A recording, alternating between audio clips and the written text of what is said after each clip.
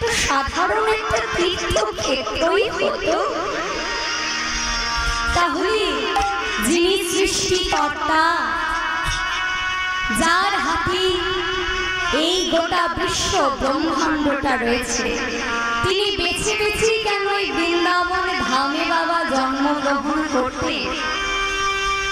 এই যে বৃন্দাবনে ধাম, এটা ঠিক কি? এটা জানতে গেলে না গোপীদের সাধন ভজনটা জানা দরকার।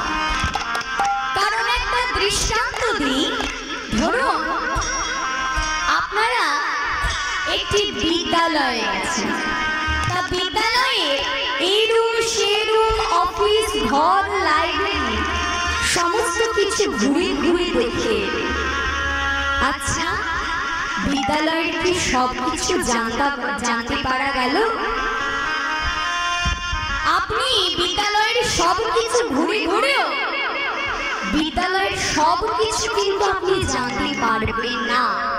কারণ বিদ্যালয়ের সবকিছু জানতে হলে আপনাকে ওই বিদ্যালয়ে একজন ছাত্র বা ছাত্রী হয়ে উঠতে হবে, তবে যখন ওই বিদ্যালয়ের আপনি সবকিছু জানতে পারবেন।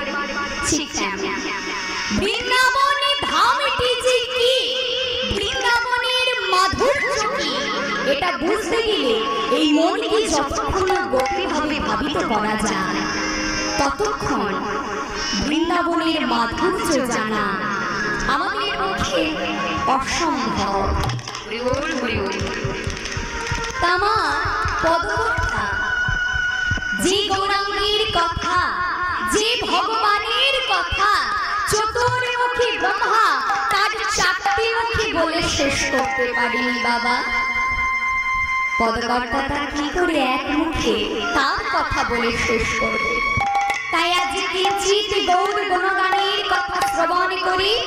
তো চলুন এবার আমরা সকলেই মধুময় শ্রীধাম বৃন্দাবনে যাব। তা কে কে আমার সাথে মধুময় শ্রীধাম বৃন্দাবনে যাবেন? একবার হাত দুটো তুলতে হবে তো।